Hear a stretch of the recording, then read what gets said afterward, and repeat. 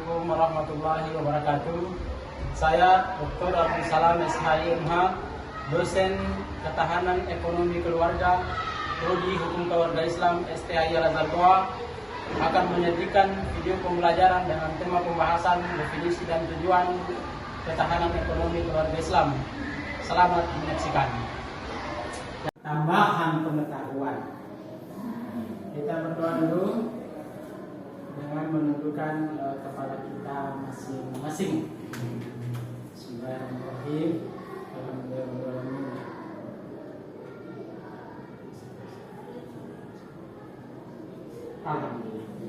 Ya,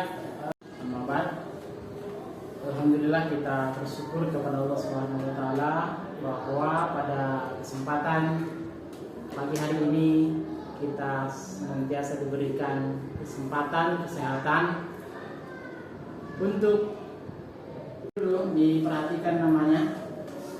Pertama, Rusdi Rahman. Hadir.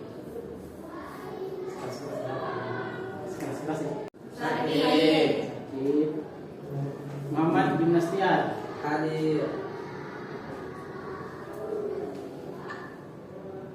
Muhammad Rani. Hadir.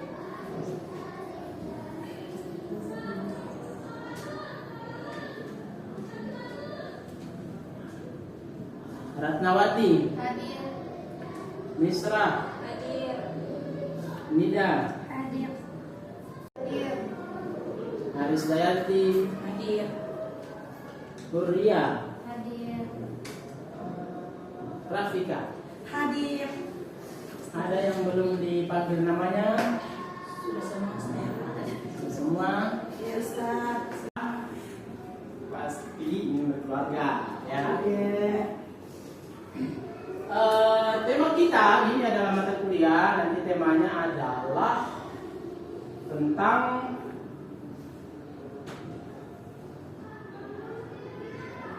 definisi dan tujuan ketahanan ekonomi keluarga.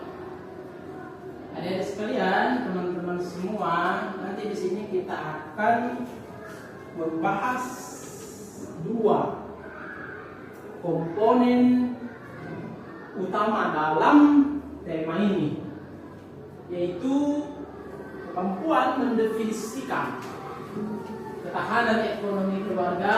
Yang kedua, kemampuan memahami tujuan ketahanan ekonomi keluarga. Sebelum Bapak mau melanjutkan, saya ingin mengetahui pengetahuan kita tentang yang berkaitan dengan tema ini. Baik, Bapak akan menjelaskan materi ini, tapi nanti sebagai siapa namanya? Ya, coba sebutkan apa yang saudari ketahui tentang definisi ketahanan ekonomi keluarga. Silakan. Keluarga itu adalah ketahanan atau kemampuan suatu keluarga yang memenuhi kebutuhan hidup secara mandiri dan berkelanjutan. Baik, ya. Perceraian itu banyak dipengaruhi oleh faktor ekonomi. Ya, karena orang berpikir bahwa urusan ekonomi itu urusan kedua. Yang penting menikah dulu. Ya, tidak sepenuhnya juga salah. Tapi fakta mengatakan bahwa ini penting. Pasti hari ke depan, hari tua, bahwa satu keluarga itu dipastikan bebas masalah finansial pada usia sebutlah 40-50 tahun, supaya jangan ada keluarga yang usia 50-60 tahun masih bekerja. Harusnya pada tahap menikmati ya masa tua. Ini karena pengaruh perencanaan tujuan dari ketahanan ekonomi keluarga. Karena tadi yang ceweknya akhwat, kita minta lagi yang cowok ikhlamnya ya. saudari Agim. Siapa saudara ya, yang paling muda ya. Tujuannya adalah memastikan kesejahteraan finansial keluarga dan mewujudkan cita-cita keluarga dalam jangka panjang. Ya, jadi memastikan ya tujuannya ini bahwa kita butuh ekonomi keluarga itu bisa lebih nyaman di waktu yang akan mendatang. Baik, terima kasih tadi dua orang telah mengantar kita, meskipun mungkin tidak betul-betul sama, tapi kita sudah mulai terbuka wawasan kita bahwa ketahanan ekonomi keluarga ini menjadi penting. Ya, meskipun ada semua ini belum berkeluarga. Apa tujuan dari ketahanan ekonomi keluarga? Bapak akan menjelaskan ini secara detail. Semoga kita lihat memahami dengan baik. Kita masukkan sebagai terus ya, atau mungkin yang punya pesawat jet pribadi itu tidak kebanyakan orang, jadi dipahami begitu. Sementara tujuannya adalah memastikan kesejahteraan finansial primer, sekunder, dan tersier. Ini bahasa ekonomi. Bahasa agama juga punya definisi ini. Kebutuhan primer adalah kebutuhan dasar. Harus ada setiap orang. Sebutlah sandang, pangan, dan papan. Itu yang kita ketahui.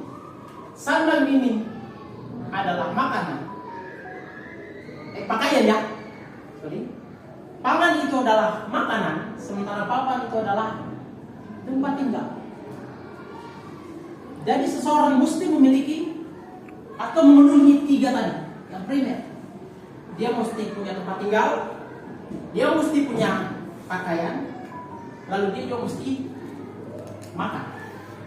Kalau kita bicara tentang sepenting apakah ini, maka tema ini memastikan bahwa yang primer itu harus terpenuhi. Sebab kita akan melihat orang mungkin yang tidak memperdulikan itu. Meskipun ada yang berpendapat juga bahwa ya urusan makan besok dicari. Itu mungkin pikiran yang perlu diluruskan. Apa yang kita makan besok setidak-tidaknya harus mulai di kita. Itu adalah perwakilan dari besok, itu bisa besok hari besoknya, atau bukan besoknya, bulan, tahun, atau waktu usia lagi kita. Yang kedua tadi primer, baru sekunder. Ini kebutuhan yang biasanya kalau orang sudah memenuhi yang primer ini, dia mau lagi sekunder, second, kebutuhan kedua. Tadi yang pertama sebutnya. Lalu tersier, kebutuhan yang mungkin hanya sedikit. Baik.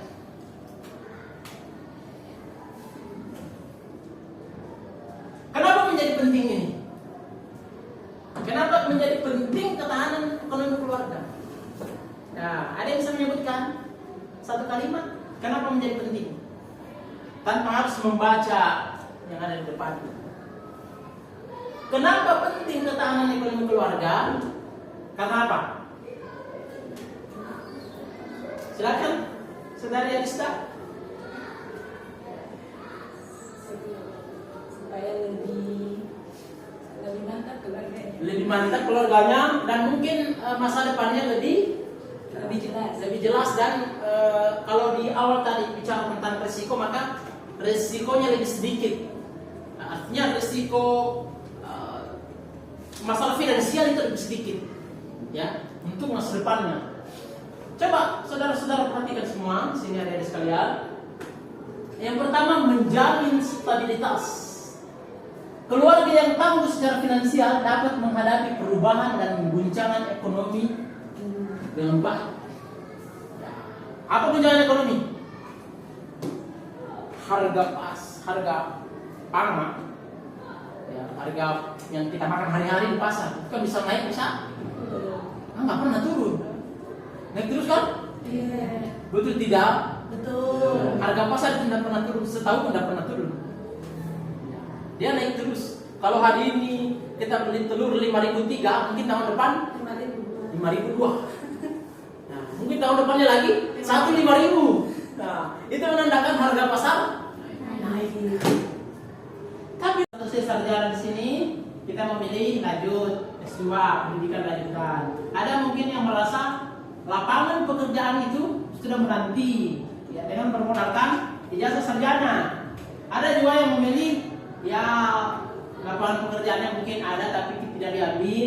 Kalau pendidikan mungkin ya ditunda 1-2 tahun ya, merasa orang tua mendukung untuk menikah, biasanya kita memilih untuk menikah. Ini biasanya lebih banyak ke perempuan karena perempuan pada biasanya gitu. Kalau laki-laki mungkin berpikir banyak untuk mengambil langkah yang ketiga tadi. Biasanya dia pendidikan atau bekerja. Mungkin survei pendidikan bekerja itu akan lebih banyak pilihannya. Ya, kalau bekerja, ada juga bekerja sambil melanjutkan pendidikan. Yang ketiga, menurunkan stres. Nah, ini menurunkan stres. Pengelolaan keuangan yang baik dapat mengurangi beban dan kekhawatiran finansial.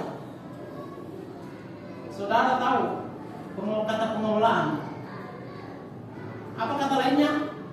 Pengelolaan bisa manajemen, mengatur. Ya. Jadi kalau yang diatur itu sedikit, bisa diatur. Kalau banyak, bisa juga diatur. Tapi kalau orang yang punya uang banyak, tapi tidak punya pengelolaan, ini bisa tidak bertahan uang banyak ini. Ada uang tidak terlalu banyak, tapi dikelola dengan baik bisa cukup. Yang kita mau adalah banyak dan terkelola. Kalau banyak tapi tidak bisa dikelola, tidak cukup. Kalau sedikit, agak susah dikelola sedikit. Meskipun setiap orang memiliki standar yang berbeda-beda, kan? Jadi yang kita mau ada finansialnya, kita juga mengerti cara mengelolanya. Ya, kita coba lihat komponennya. Ada berapa ini? Ada 3. 1, pendapatan, pengelolaan, investasi. Pengelolaan dalam hal ini, pengeluaran biasa disebut sebagai spending. Orang mengenal istilah tidak boleh pengeluaran lebih banyak dibanding pemasukan. Jadi spending tidak boleh lebih banyak dibanding income. Kalau dia lebih banyak pengeluaran dibanding pemasukan, maka biasanya habis duluan. Tapi pemasukannya sedikit memang, pengeluarannya harus dipaksa banyak untuk memenuhi yang primer, maka biasanya disinilah titik permasalahannya ekonomi. Betul tidak? Betul. Betul lah. Sumber-sumber penghasilan yang stabil dan beragam. Ya, pesannya sebaiknya sumber penghasilan tidak satu. Tidak satu. Kalau satu itu biasanya tiba-tiba di sini tidak bisa, 2 atau 3 dan seterusnya. Lalu pengelolaan kemampuan mengatur urusan kas, prioritas belanja dan alokasi tabungan. Apa penting ini ada sekalian. Memang ada yang rasanya sederhana.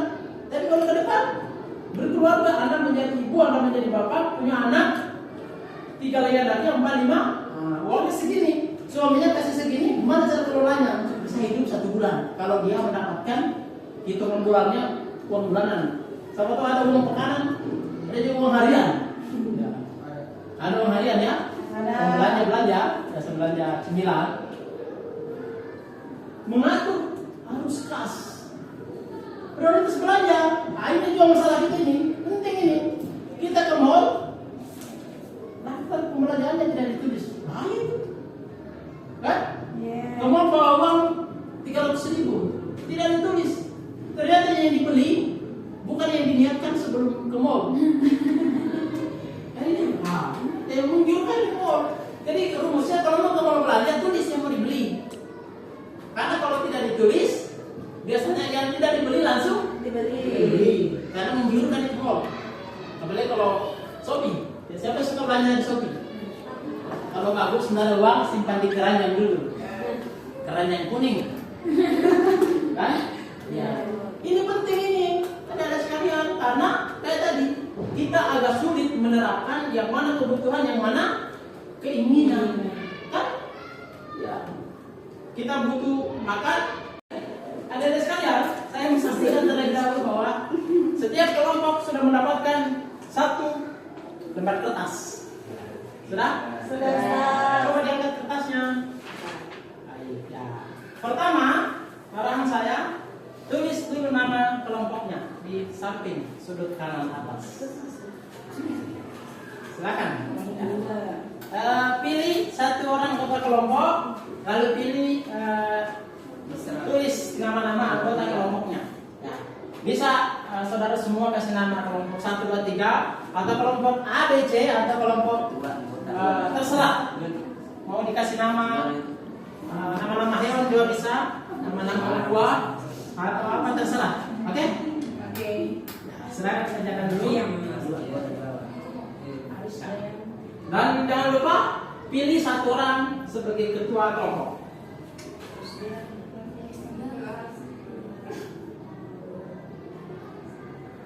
Ya, oke. Arahan kedua, kita kembali mengingat sekaligus melihat bahwa perkuliahan kita pada pagi hari ini pencapaiannya ada 2. Pertama, mesti memahami definisi ketahanan ekonomi keluarga. Yang kedua, ikut juga memahami tentang tujuan ketahanan ekonomi keluarga. Jadi 2 tema ini setiap kelompok coba membuat tabel yang paling sederhana.